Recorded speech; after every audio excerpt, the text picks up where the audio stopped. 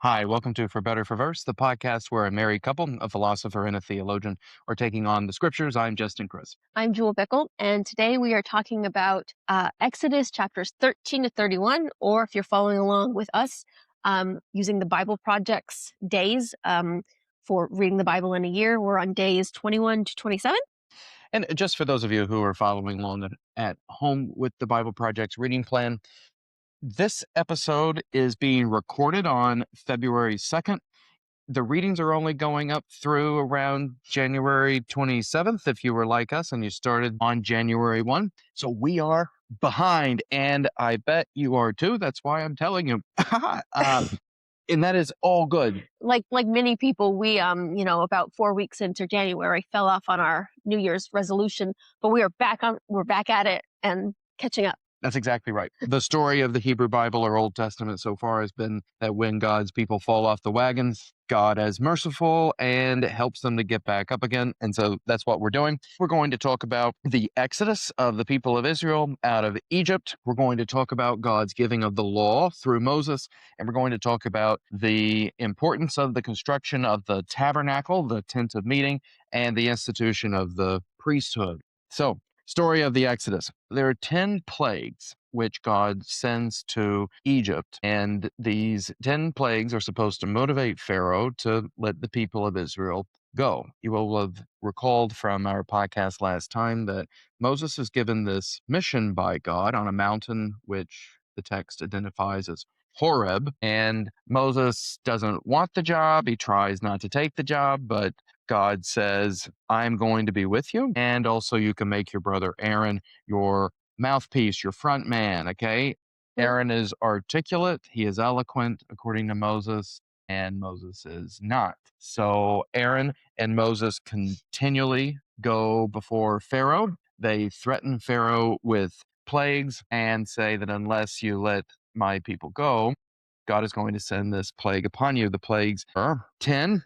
One is turning the Nile to blood. Second is an infestation of frogs. The third is turning dust into gnats. The fourth is an infestation of flies. The fifth, that all of the Egyptian livestock die. The sixth is boils. The seventh is hail. The eighth is locusts. The ninth is darkness, which covers the land. And the 10th, the culmination, the one which finally makes Pharaoh make the right decision and let the people of Israel go, is the death of every firstborn child in Egypt. There are a couple of things which move the narrative along. Pharaoh repeatedly refuses to let the people go, right? If Pharaoh had relented at some point or other, like relented after all of this dust was turned into gnats, then you wouldn't have had plagues 4 through 10. You could have just stopped at 3. But there's this mysterious thing which keeps happening in the story, which is that Pharaoh's heart is hardened. The narrative describes this in a couple of ways. Sometimes Pharaoh's heart is hardened in a passive way. It just says Pharaoh's heart was hardened. Sometimes it says God hardens Pharaoh's heart. And sometimes it says that Pharaoh hardens his own heart. I think one of the things we should note here is Pharaoh changes his mind a lot. He multiple times says, okay, this is enough. I'm going to let you guys go. And then as soon as the plague ends, he's like, takes back on that. That's when some of the hardening happens.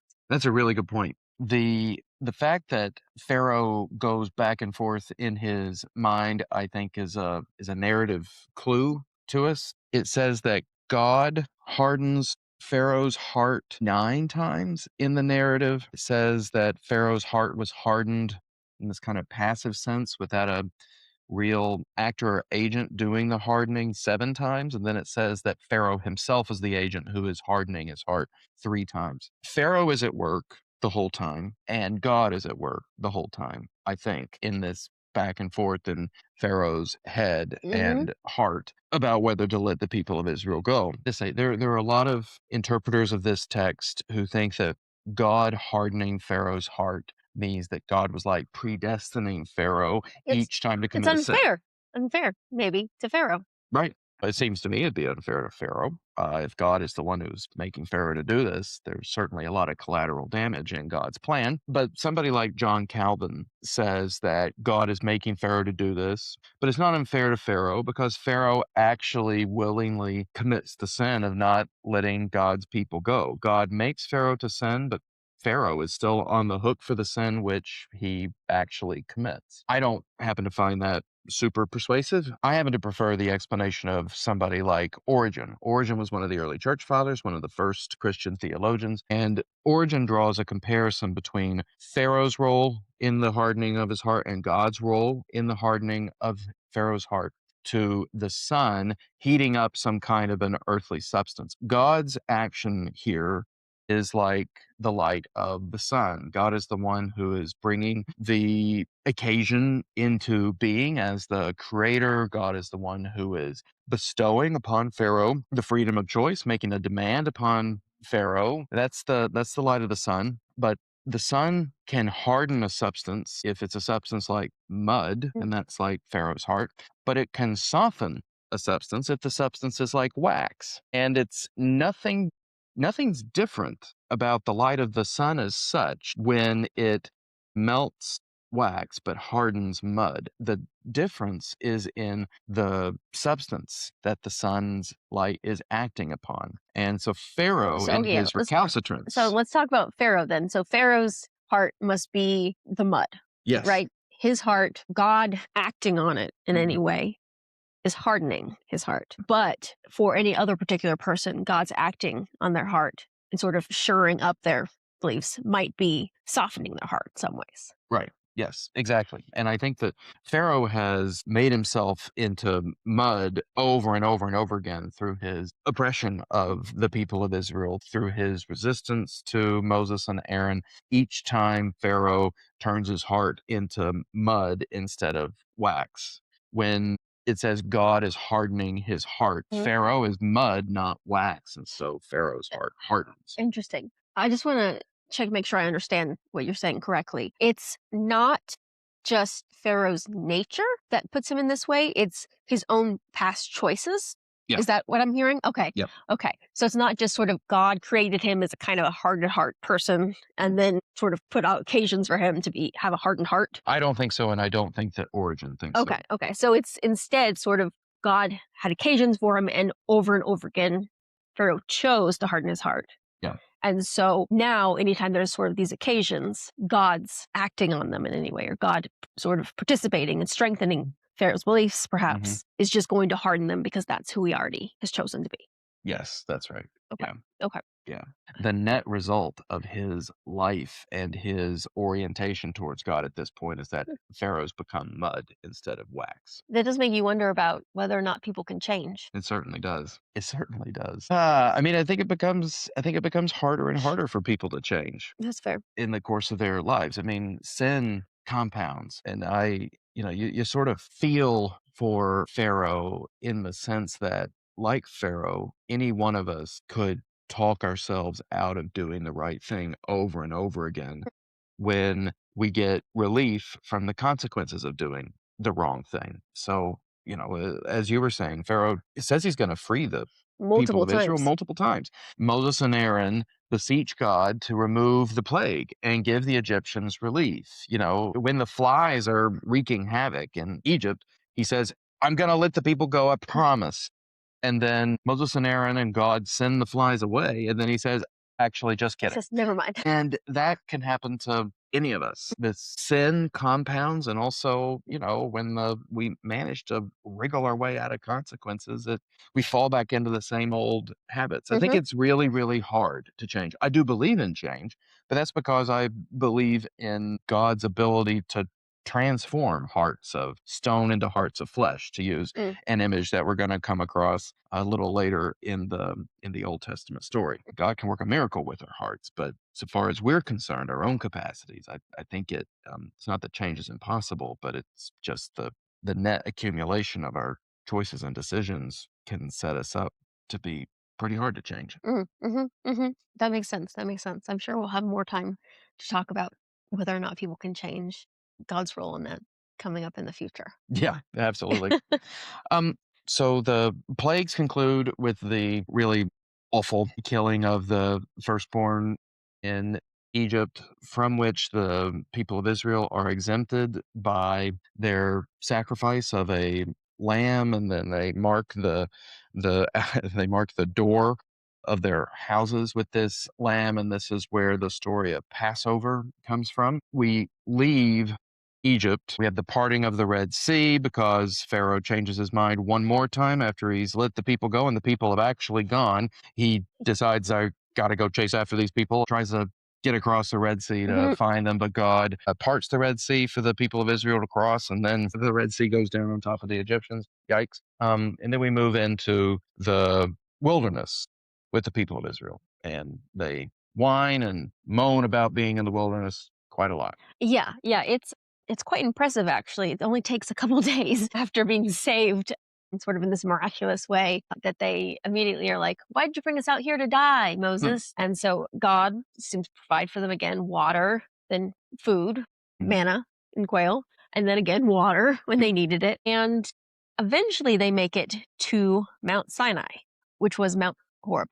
Yeah, they're the same place. Same place. So where Moses started in the beginning. And once they're there, Moses goes up the mountain to talk to God, and he receives some rules, just a few chapters worth of rules, as it were. Yeah, there are a lot of rules. There are a lot of rules, right? We usually talk about the 10 commandments coming from here.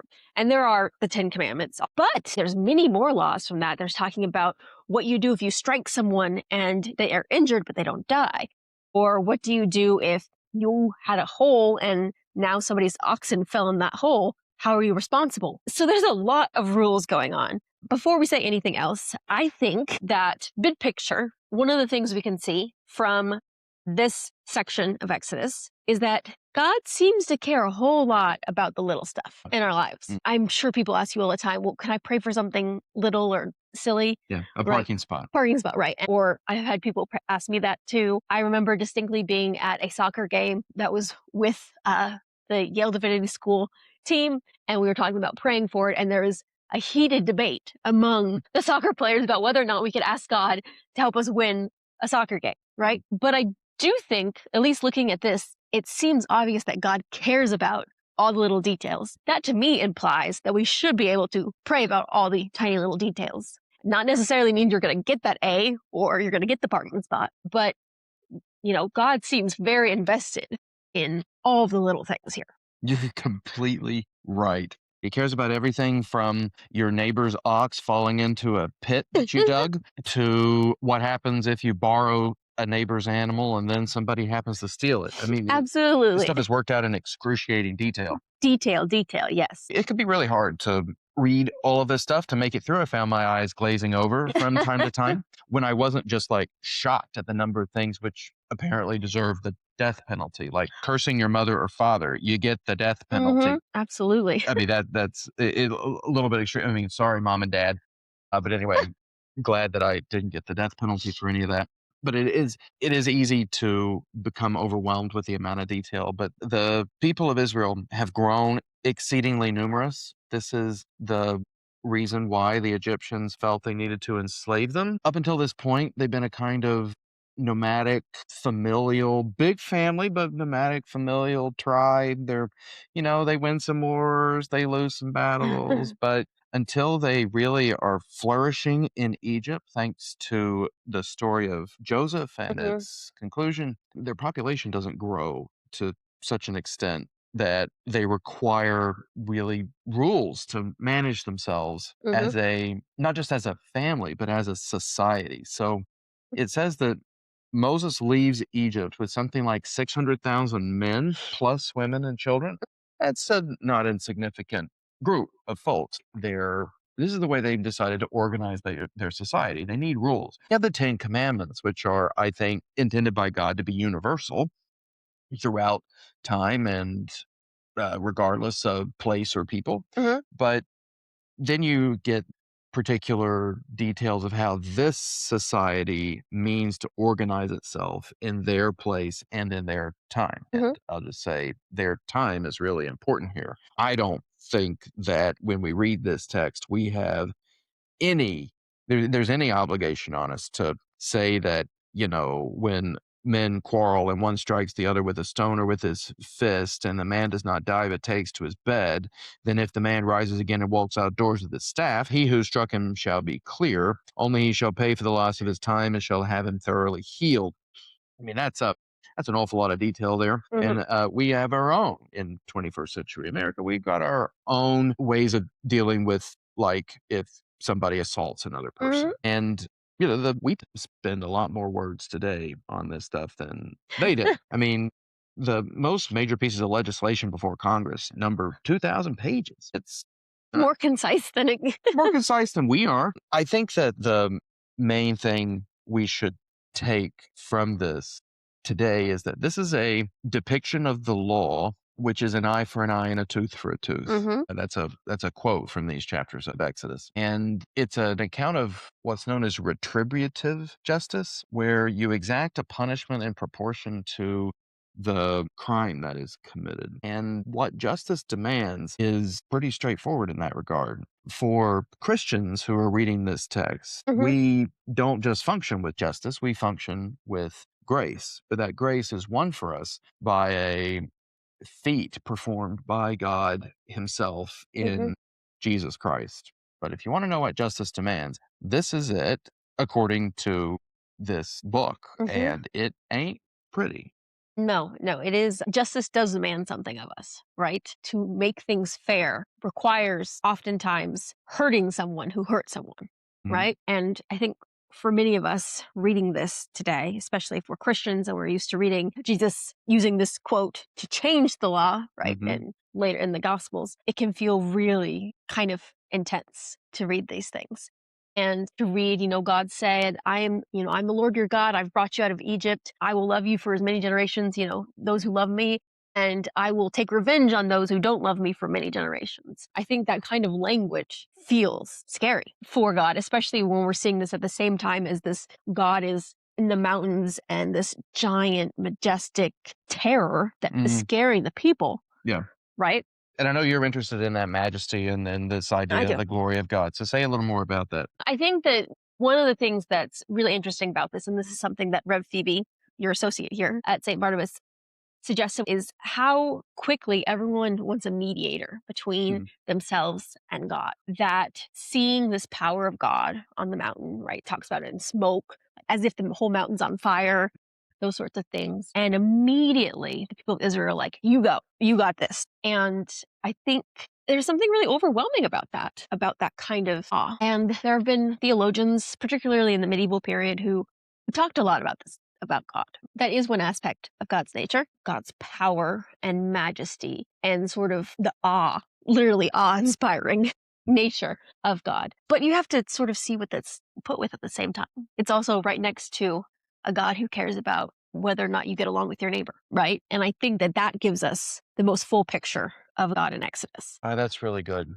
I believe in something that could be called progressive revelation. I think that Jesus Christ, who is the incarnation of God, is the definitive, conclusive, and unsurpassable revelation of who God Hmm. really is, God's nature, character, what God cares about, and so on. And that when the author of the Gospel of John says that Jesus is the Word, he identifies Jesus with what he calls the Word or Hmm. the Logos, this divine principle of reason which permeates the whole universe, according to Greek philosophy. Jesus is the Word of God with a capital U before we talk about the Bible as the Word of God. Jesus Hmm. is the Word of God in the sense that he is, in his personhood, in his humanity, the revelation of God's Hmm. divine nature. And this book is also revelatory of God, but it's revelatory in a way that it's revelatory taken as a whole. It's revelatory in a way that some parts of it correct other parts of it. It's revelatory in a way that is building up to Jesus. Hmm.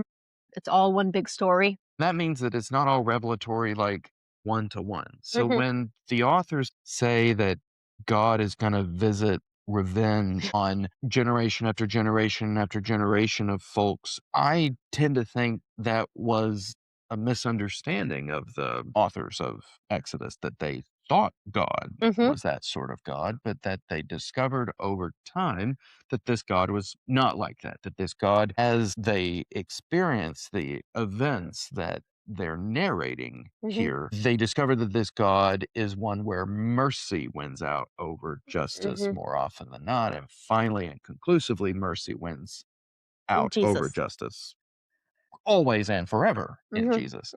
But they have to come to that understanding over time. And so do we actually in our own lives. Absolutely. Many of Absolutely. us are, many of us go back into the Exodus place with God over and over and over again. I'm one of them. I am too. I am too. And I think in some ways reading someone else's story sort of makes it a little more obvious where I'm like, oh, come on, guys. Didn't you just last chapter, didn't you remember what God brought you manna? When someone could just as easily say that about my life. And don't you remember when God did this for you just, 2 weeks ago, and what short memory you have? Totally. Oh my gosh. I do think there's something to the fact that the God of Exodus wants to consecrate the people of Israel. And consecrate here, the Hebrew word that's translated consecrate in most of our English translations just means to set apart. And by setting it apart, they make it holy. They designate it as being special, as being for divine service. God wants to consecrate the people of Israel, just as he will subsequently command them to consecrate all kinds of things, clothes, tents, tables, altars, and so on. He wants to consecrate the people of Israel through their obedience to his law, to their obedience to the moral law summarized in the Ten Commandments, and there being a well-governed, well-ordered civil society, which is like in all of this like detailed legislation that God is also handing down to Moses and through Moses at the same time. That their behavior, their conduct is supposed to set them apart. And they agree to this. They say, yes, great. Straight up agree to it. Right. Moses came down and told the people, this is in chapter 24, verse 3, to all the people, all the ordinances, and all the people answered with one voice and said, all the words that the Lord has spoken, we will do. Famous last words. Okay.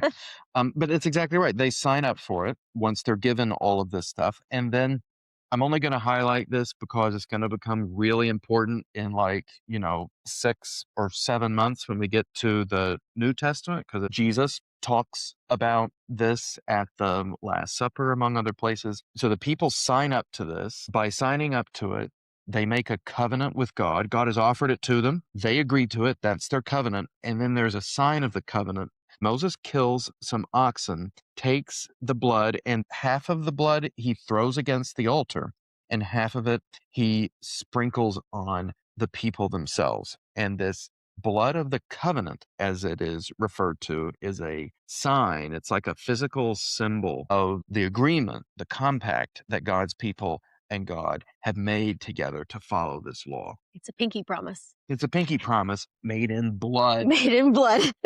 Jesus will go on to identify the wine at the Last Supper as the blood of the new covenant, which he is going to shed. And that's going to require a lot of unpacking there.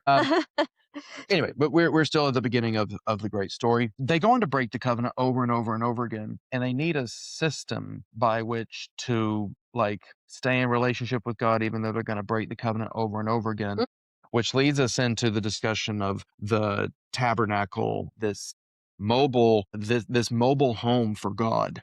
Mobile home for God. Yes, I think that you're really right about that.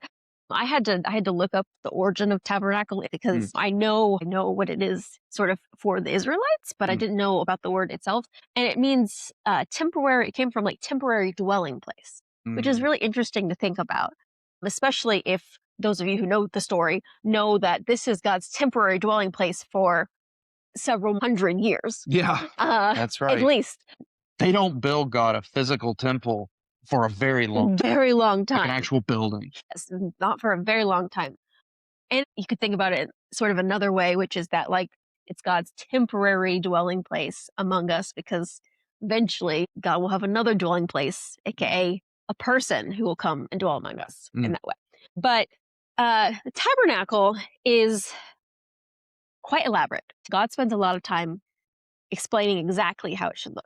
In a God of the details, don't you feel so good that God cares too about whether or not something looks pretty? Absolutely. This is one of my firm beliefs, that beauty isn't just morally or spiritually neutral. Beauty is a good, and God cares about beauty. He certainly seems to care about beauty in this story.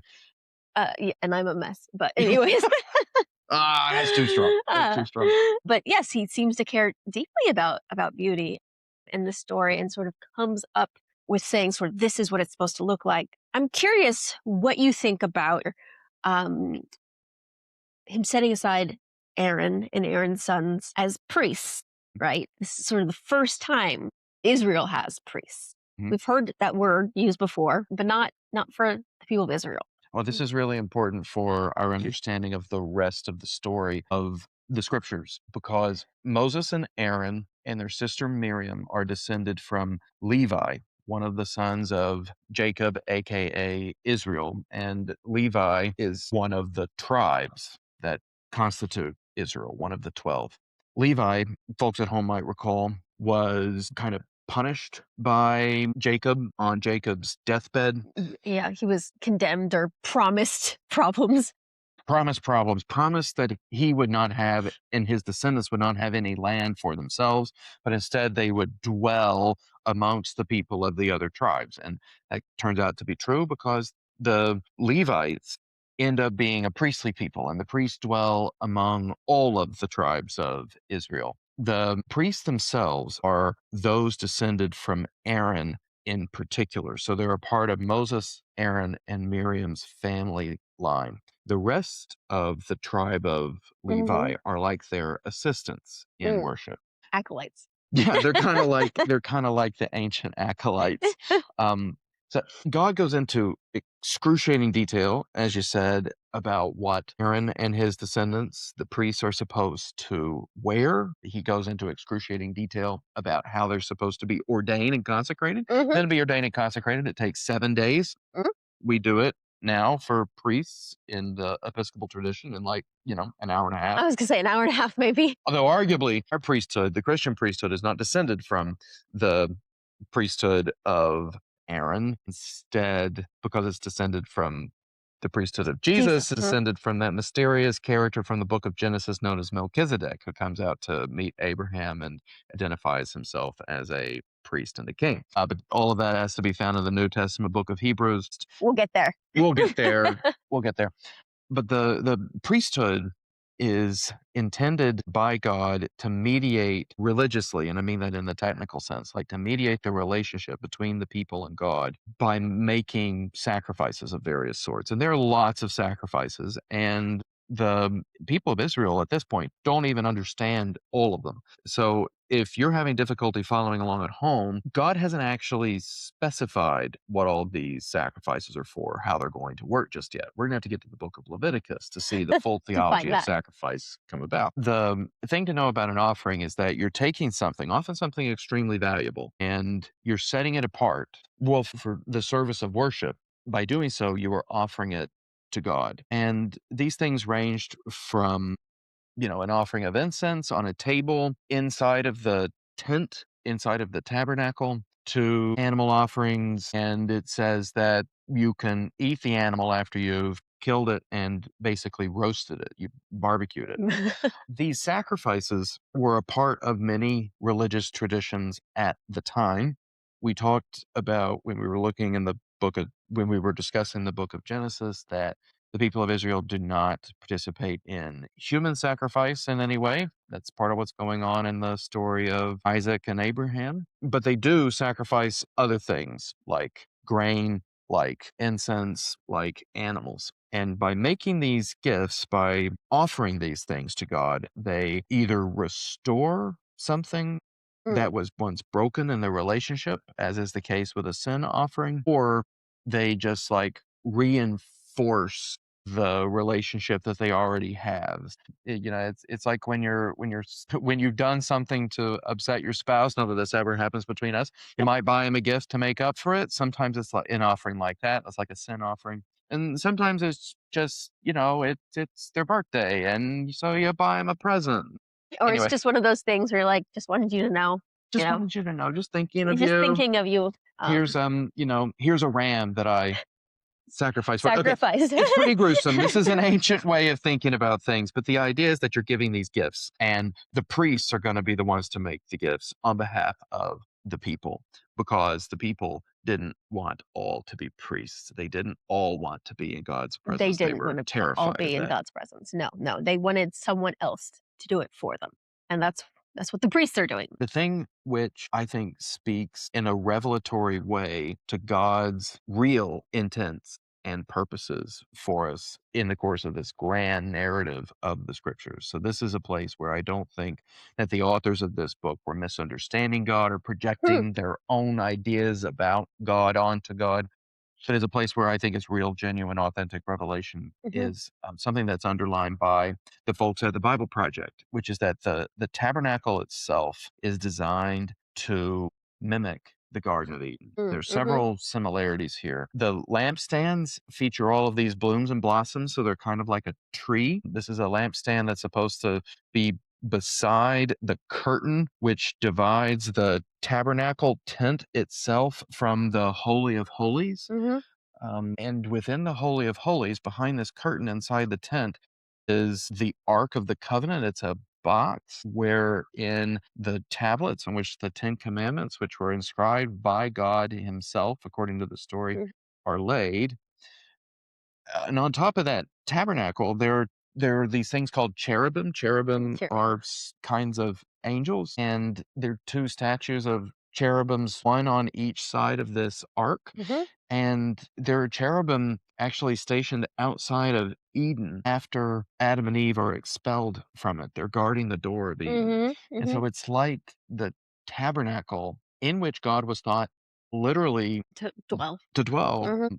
He dwelled between the cherubim, somehow invisibly on top of that ark within which the Ten Commandments were. That this temple is like I think that the Bible Project puts it like it's a micro Eden. Mm, It's like God has restored a little piece of creation back to mm, that personal fellowship with Him that was enjoyed originally in the garden, and which God's plan and purpose is to restore to the whole of creation, but it's going to take an awfully long time for that to happen. In my Bible, we're on page like 195 we got a of little ways to go. basically 3,000 pages. So we got a long way to go, but at least inside of this tent, Uh, that's supposed to be restored. yeah, I think that is a beautiful image, sort of thinking about it as a little piece of restoration, a little place where God can be as God was in Eden, right? Just walking around,